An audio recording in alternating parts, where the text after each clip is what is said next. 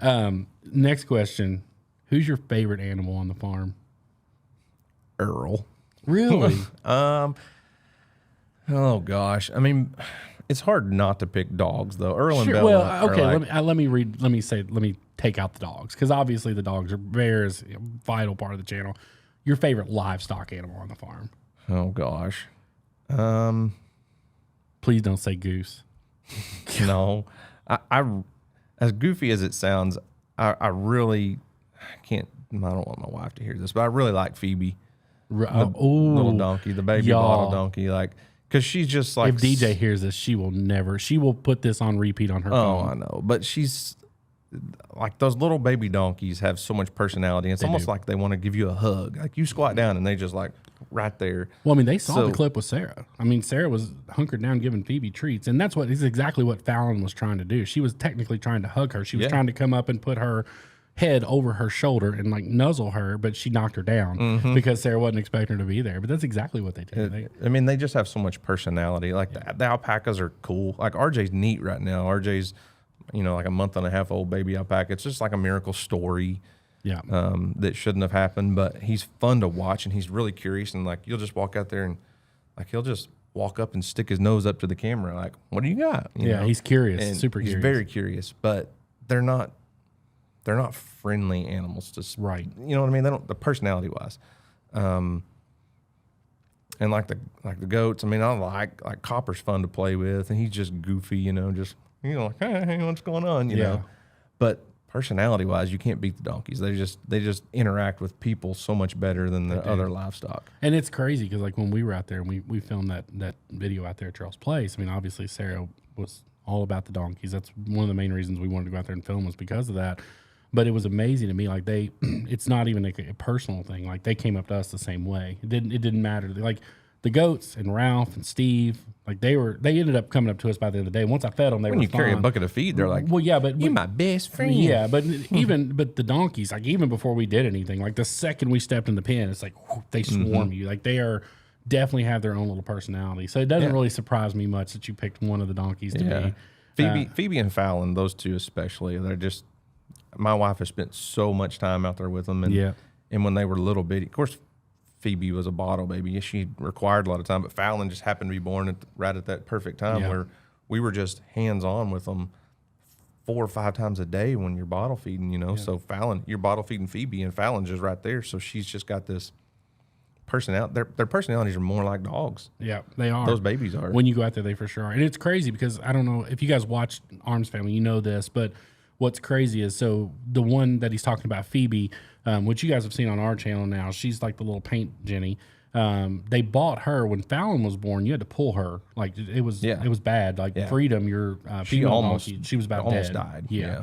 But she was totally different the second time around, right? So the first time, so we started off with 2 miniature donkeys. They were free from a friend. A friend called me. He's like, "Please come get these donkeys." I said, "I don't want them." So I told DJ, and we went and got the donkeys. Yeah, should have told DJ if you didn't want them. And that was Freedom and Steve, and they were not handled a lot. Yeah. They weren't wild, but they didn't want to be touched. They weren't halter broke.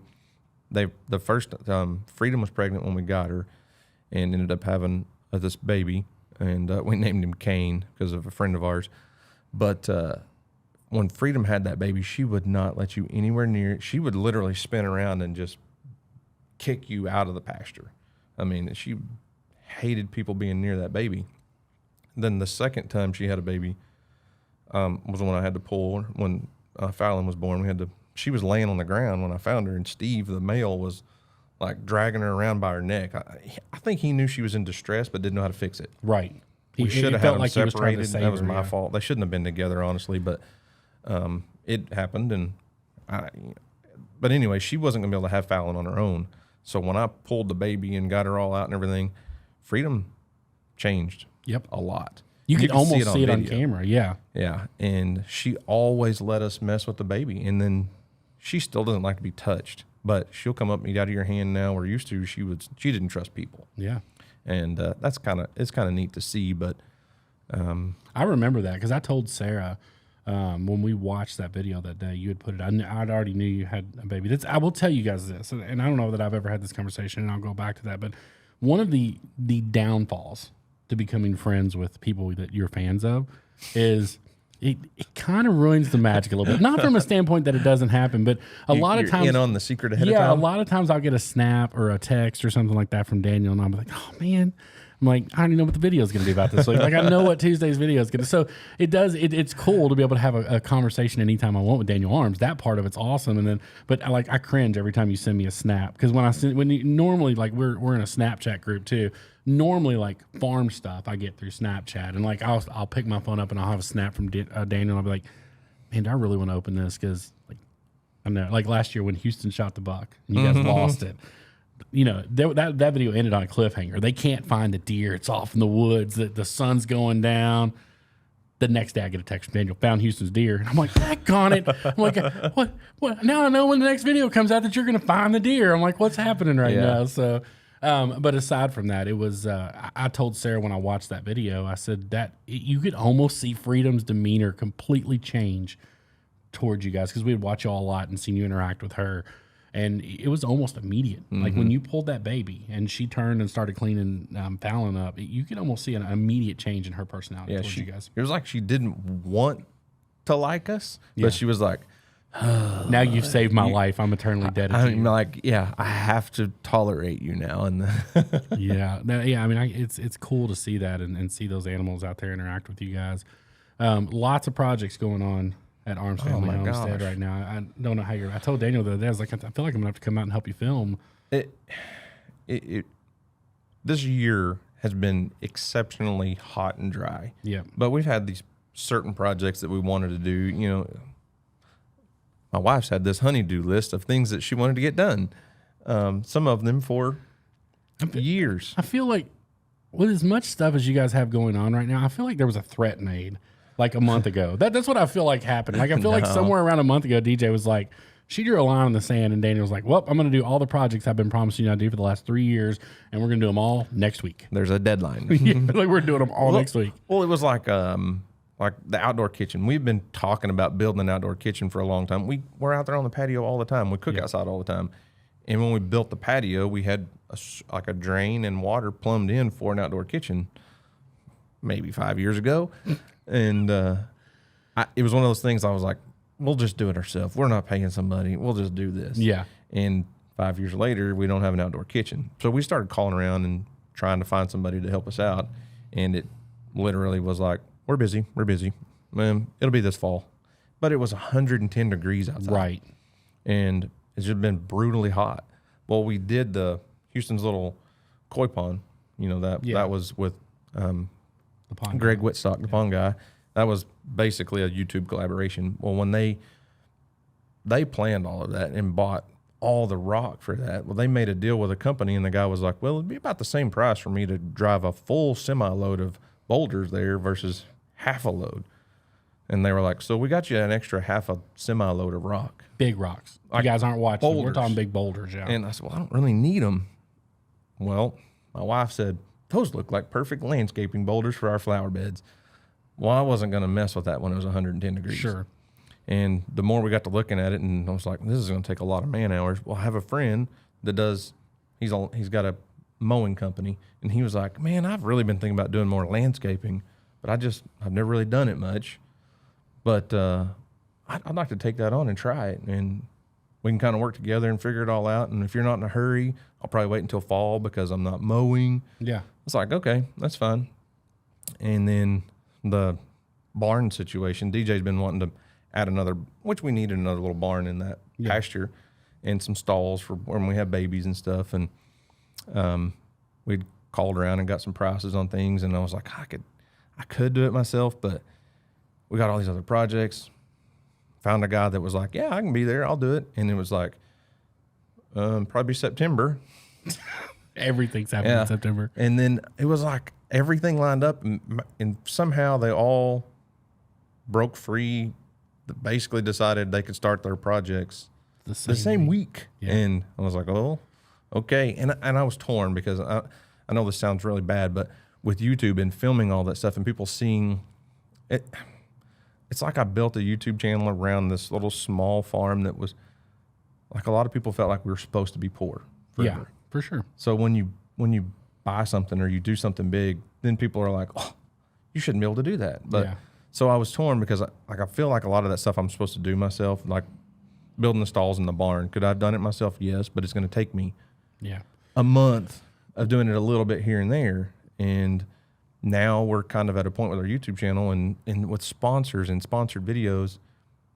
So it's hard for me to decipher, or hard for me to know what's right, the right thing to do. But Speaking of which, this is not a sponsored video by any of Daniel. today's video is sponsored by. Yeah. But if you got a sponsor that's willing to pay for a sponsored video, and they're going to pay you enough to cover, all the materials for a project, Yep. why not pay somebody that's a professional to do that? And I can put my time where my time needs to be, because if I spend all of my time out there welding up these stalls and welding up this barn and putting all this stuff up, I can make content about it, yes, but it takes away from family time but you can because make I'm going to be editing those videos at night. And I would argue that you can make the same exact content as somebody else doing it. Exactly. And here's a unique thing that I don't know if you guys realize or not. And I know you guys see me, like one of the things I do with Daniel and him when they go to meet and greets and stuff like that. And like, I'm not part of Daniel's team. I just enjoy hanging out with them, but I always go and I help you guys take pictures and stuff like that. And I'm kind of almost like a camera guy for them at that point, but you don't have a camera guy or an editor and I would venture to guess you're probably one of the biggest channels that doesn't have a dedicated camera guy and a dedicated editor. You do it all yourself. I enjoy what I do. Sure. Yeah. No, I'm not saying that. I'm just saying, adding to what you said, Yeah. your workload as a content creator at the size you are is a lot heavier than what a lot of people's are at your point. Yeah, I get that. I mean, would it be neat to hire somebody to do editing and filming and all that? Yeah, maybe. Yeah. But I think it would take away from you though, because you Exactly. have such a guerrilla style, and I think that's what your audience absolutely loves about your channel. I used to try to make things fluffier and prettier. And Jason from Coghill Farm talks about the same thing. Jason runs a really cool channel, and we're going to actually get to see Jason today. He's speaking afternoon. at the conference. But Jason started YouTube on a farm and ran it. He talked about this at our Video Creators Conference. He was like, huge Casey Neistat fan. Jason ran a farm channel the way that Casey Neistat ran his vlog channel. And if you watched, it looked like Casey Neistat was just on a farm. Yep. It was amazing content, but his audience didn't like it because his audience was older folks. Yep. And they didn't watch Casey Neistat. They didn't care who Casey Neistat was. Jason will tell you that there was a turning point in his YouTube career where he just made a off-the-cuff video, wasn't even really happy with it himself, I don't think. No. But when he put it out, it was like that's when his rise started. It was like he made an intentional decision to go, I'm just going to take a camera, walk around and talk to it. I'm not going to put a bunch of crazy music. I'm not going to do crazy edits, because Jason would call me and say, man, how long does it take you to edit a video? And I'm like, I don't know, an hour. He's like, what? Yeah. I spent 7 hours on a video editing last night. I'm like, if that's what you want to do, that's great. Yeah. But my audience told me, if I was outside and I was doing something and a goat knocked my tripod over, Leave it in. I used to edit that out. And then every once in a while I'd leave it, and that was what people would comment about. They're like, oh my gosh, that was so funny. cute, yep. So if my camera fell over or if something goofy happened, I just made fun of myself and went on. Yep. And the audience loved it. Yep. So I didn't need this and crazy I say edits. all the time, and I firmly believe this. There's no in between. You either have to film like we film, like in that guerrilla style, or you have to be so good at it, like the Casey Neistats and the Peter, because there's no in between. If you try to be Peter McKinnon or Casey Neistat and you're not at their level, people don't watch it. But if you go out and you do the guerrilla thing, they're like, it makes them feel like they're there with you. It gives you that rough look of, oh my gosh, I'm on Arms Family Homestead. Well, I feel like that's my goal when I shoot, even if it's just on my phone. Sure. When I shoot a video, I try to tell the story in a way that I'm talking to the people that are watching like they're there. Yeah. And I want the people that are watching to feel like they're there. So yes, I may have some B-roll, some pretty shots here and there, but it's not just going to be like they're watching I don't want them watching a movie. Right. I want them walking across the yard with me and talking to the animals. Yeah. And I feel like there's a big difference in those two styles of content. Oh, 100%. And I mean, and that's, but with that, and it's funny because somebody asked you at the conference, I remember this vividly because I kind of turned and laughed at Sarah, or to Sarah. one of the questions somebody asked, and I'm not going to be able to remember it word for word, but it was basically, they're like, so when we see all these different angles, are you like, do you have cameras in all these places, or are you actually stopping, getting out of the tractor, and moving? And as I'm sitting there thinking, I know how he shoots. So normally, like a task that may take you at home 5 minutes might take Daniel 45 minutes. Right. Not because he's slow at doing that task, but it's because, you know, you got to walk to the camera, put the camera down, go back, redo that again, go pick the camera up, change it, do all that. And then it's a task just to get all those different angles, but it makes it a really cool, like it adds to that element of them being there. Like they're seeing it from a different perspective, but they're still there with you. Right. And it takes it back to like those projects that we've got all these different things going on right now. I feel like if I was going to go out and build that barn, I would have to make it a video series. And I don't really think people need to see step by step on how to build a shed for donkeys. There's 100 of those videos out there, or for whatever animal. So it's been really kind of freeing to me to actually let go and hire somebody and say, here's what we want, you do it, and then we're going to make content that people want to see. Yeah. Not putting screws in a barn, you Right. know? Because if that's what I'm doing, that's what I'm going to video. Exactly. And I just don't feel like my audience needs to see 10 videos of me building the barn when they could see the animals Because in the ultimately, barn. ultimately what they want is the end product anyways of them being in the barn. So Now, that's not to say there's not a place out there for those how-to videos yeah. and how-to channels. Don't get me wrong. But at this point in our journey, I just think it makes more sense. I don't need to do 10 videos on landscaping my front yard. Just say, hey, here's what we're doing. Yep. I've got a really good friend that wants to take on this project to learn the landscaping business and the artistic side of it. He's enjoying it. I pay him to do it. We get great looking landscaping and yeah. good use of an extra half a semi load of rocks. Yeah, exactly.